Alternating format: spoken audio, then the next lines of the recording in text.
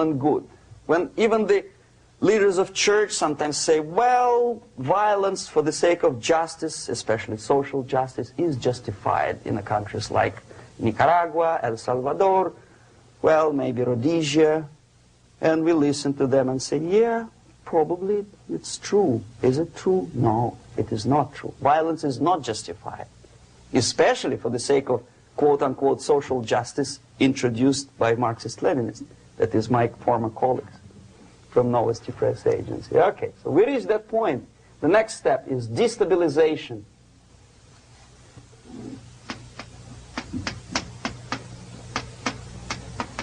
Again, this word says for itself what it is. To destabilize all the relations, all the accepted institutions and organizations in a country of your enemy. How you do it? You don't have to send a battalion of KGB agents to blow up bridges. No. You let them do it themselves. The area of application is, again, it's narrower now. Not like the previous case. The overt legitimate actions of the KGB in this case would be hardly noticeable. There is no crime if a professor who recently went to USSR introduces a course of Marxism-Leninism in a Californian college, for example. Nobody is going to come to his doorstep and say, okay, mister, come, you are under arrest. No, it's not a crime. It's not even considered a moral crime against your country. So the area of application here is narrowing down to economy, again labor relations, right? To law and order, plus military. And economy, law and order. Yes, and again the media, but wider scope, a little bit different. I'll explain you later. Okay, basically 3 areas. Economy. The radicalization of bargaining process. If on that stage we still could achieve, theoretically, some positive compromise between the negotiating sides with say, arbitrary, introduction of arbitrary judges, a third side, objectively judging the demands of both sides. Here it's radicalization. On the stage of destabilization, we cannot come to compromise even within a family. The husband and wife couldn't figure out which is better. Husband wants his kids to eat at the table, and wife wants a child to roam around the room and drop food all over the floor. They cannot come to compromise unless they start a fight. It's impossible to reach a compromise, constructive compromise, between neighbors. Some people say, I don't like you to watering your lawn at that time because exactly at that time I'm walking my dog and he's getting nervous. He cannot pass his bowels, you know. So they cannot compromise. They go to a civil court or something like that. Radicalization of human relations. No more compromise. Fight, fight, fight. The normal, traditionally accepted relations are destabilized. The relations between teachers and students in schools and colleges. Fight. The relations between, in economical sphere, between laborers and employers are further radicalized. No more acceptance of the legitimacy of demands of workers. Unlike Japanese, with the theory Z, if you ever heard about it, where the workers are involved in decision-making process, therefore they don't have moral incentive to fight their bosses. In the United States, it's just the opposite. The harder is the fight, the better. The more heroic they look. When the Greyhound network was on strike recently, the correspondents of local TV networks all over the United States were approaching the strikers, and they say, oh yes, we are doing something nice. They look like heroes and they were proud. There was some family, the husband was bus driver. Now they decided in a protest against the bosses to camp somewhere in the forest. And they were presented to the audience as a heroic, nice people. you see? The violent clashes between passengers, picketers, and the strikers are presented as something normal. 10, 15, 20 years ago, we would be angry, say, why so much hatred? Today we are not. We say, well, it's commonplace. Radicalization, militarization sometimes. As I explained on that stage, I took a step a little bit further. Shooting people. Okay, law and order now also is pushed into the area where previously people settled their differences peacefully and legitimately. Now we are getting with this court cases in the smallest irrelevant cases. We cannot solve our problems anymore. The society at large becomes more and more antagonistic between individuals, between groups of individuals, and the society at large. The media puts himself in the opposition to the society in general, at large. Separate, alienated. Okay? On that stage, you remember I was talking a couple of hours ago about the sleepers.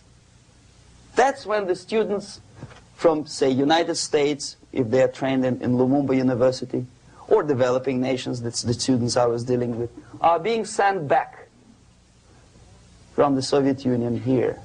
Or if they were already in the United States, in the country which is the object of subversion, they spring to action. The sleepers go up. They slept for 15 to 20 years. Now they become leaders of groups, preachers, I don't know, public figures. Prominently they actively include themselves in a political process. All of a sudden we see a homosexual. 15 years ago he did his dirty job and nobody cared. Now he makes it a political issue. He demands recognition, respect, human rights, and he rallies a large group of people. And there are violent clashes between him and police, his group and ordinary people, no matter what. It's black against white, yellows against green, doesn't matter where the division line goes.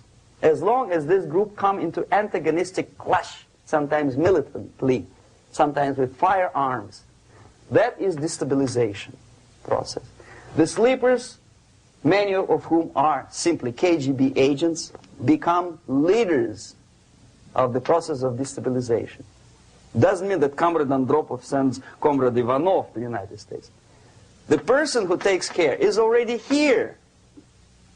He is a respected citizen of the United States. Sometimes he gets money from various foundations for his legitimate struggle for, I don't know, human rights, women's rights, kid lib, prison lib, whatever. There are sympathetic Americans who donate their money to him. This stabilization process usually leads directly to the process of crisis. In case of developing nations, that's the area where I was active. The process starts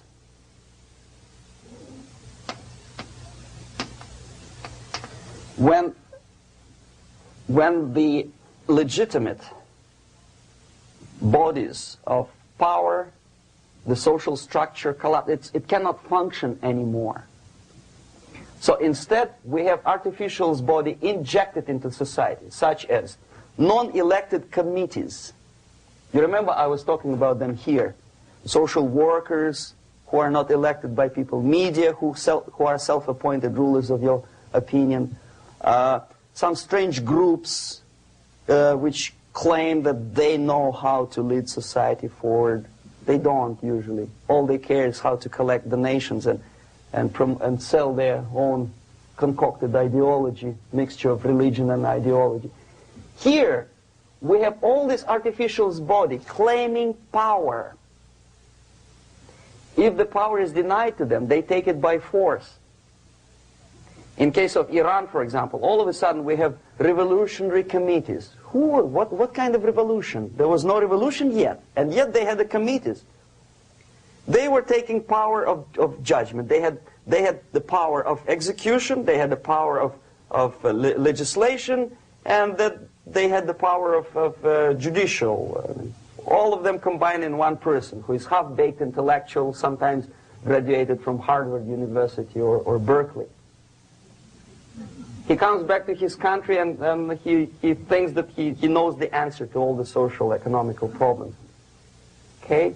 Crisis is when society cannot function any more productively. It collapses, obviously. That's the word for crisis. So therefore, the population at large is looking for a savior. The religious groups are expecting a messiah to come. The workers say, we have family to feed.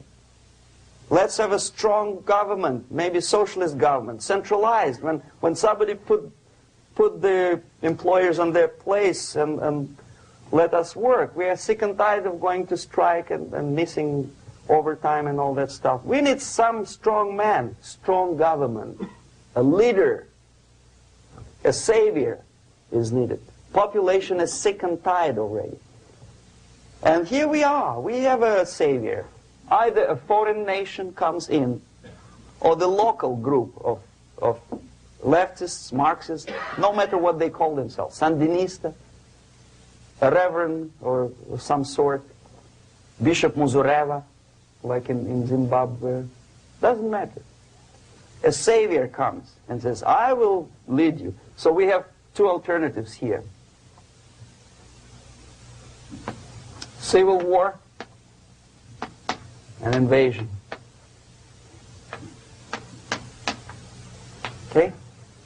See how it goes? Civil war, we know what it is. Lebanon is the best example.